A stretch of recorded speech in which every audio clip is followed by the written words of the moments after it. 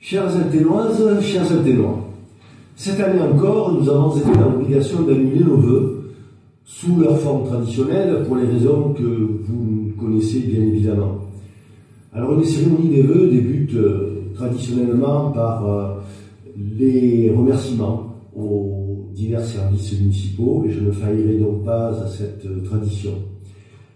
Je remercie tout d'abord Stéphanie Delubac, notre directrice administrative, pour tout le travail accompli au cours de l'année, nos responsables et nos chefs de service, ainsi que l'ensemble du personnel communal, les membres du conseil d'administration du CCAS, les élus, les bénévoles, l'équipe de la crèche, ainsi que notre responsable, nos policiers municipaux, pour l'action qu'ils mènent au quotidien afin d'assurer votre sécurité.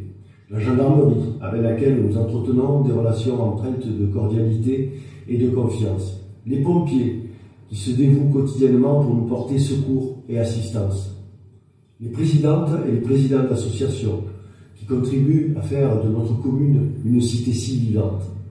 Les enseignants, qui, dans ce contexte actuel, méritent encore plus notre reconnaissance pour le travail qu'ils réalisent au quotidien. Nos chargés de communication, Élise et Olivier.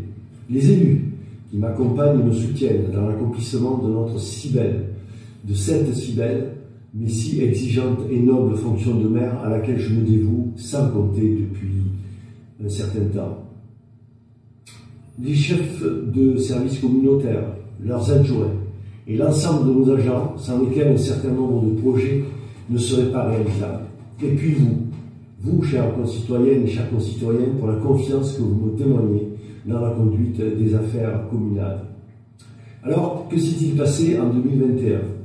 Je n'évoquerai ici que les points les plus importants. Tout d'abord, le système de chauffage de la salle de Tramier, trop souvent en panne, a été remplacé par une pompe à chaleur RO. Dans le cadre de notre programme d'économie d'énergie, nous avons adopté la solution des ampoules LED lors de la réfection de l'éclairage de la maison des associations. Nous avons également acquis divers matériels pour nos services techniques, un tracteur, un véhicule électrique, ainsi qu'une épareuse neuve destinée à l'entretien de nos 80 km de mailles. Je souligne ici au passage que rien que l'épareuse représente 130 000 € d'investissement. Comme chaque année, nous avons réalisé et lancé d'importants travaux au groupe scolaire. D'abord, en ce qui concerne le projet d'agrandissement de notre accueil jeune, ainsi que l'accueil de loisirs et du restaurant scolaire. Aujourd'hui, ce programme est sur les rails.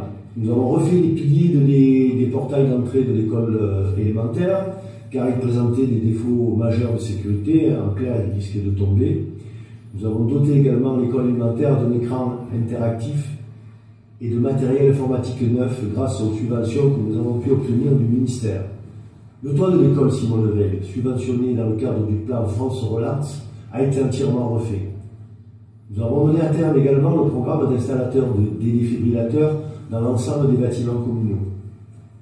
Et enfin, aussi, la transformation de la forge en espace communal est enfin terminée. Les toilettes automatiques tant attendues au jardin de Monte-Carlo ont été enfin installées. C'était une demande pressante de beaucoup d'entre vous.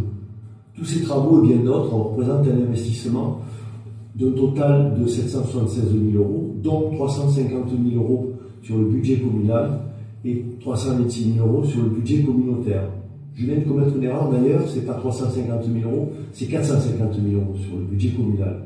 Et puis, il me paraît important de souligner, nous avons, par notre participation à son financement, contribué à conserver les médecins sur le secteur d'Alten-les-Palus et la maison pluridisciplinaire Alten-Entraigues a pu voir le jour.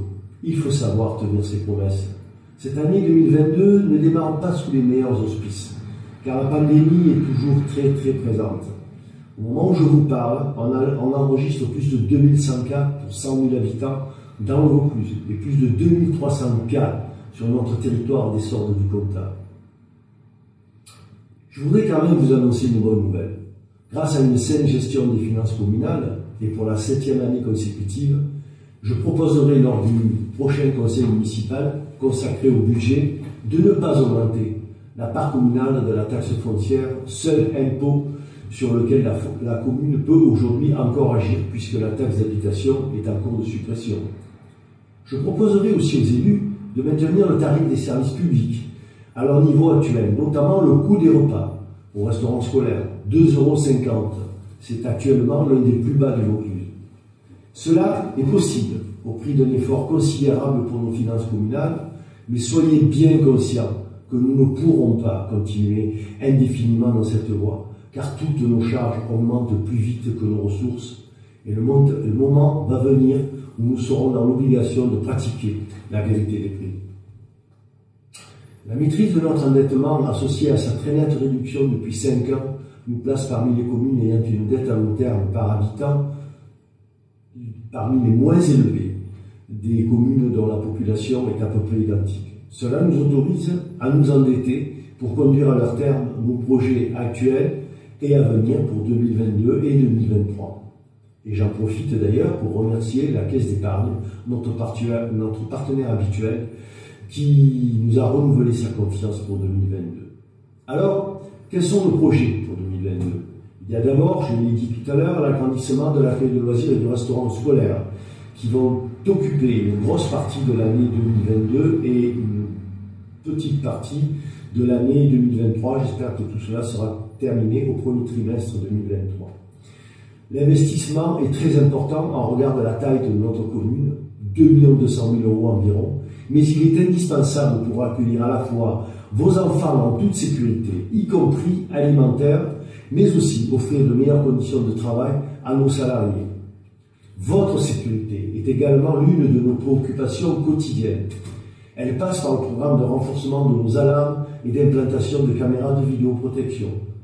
Ce programme a dû être interrompu en 2021 car nous avons décidé de consulter d'autres fournisseurs pour remplacer celui auquel nous faisions confiance depuis plusieurs années et dont le service s'est considérablement dégradé ces 18 derniers mois.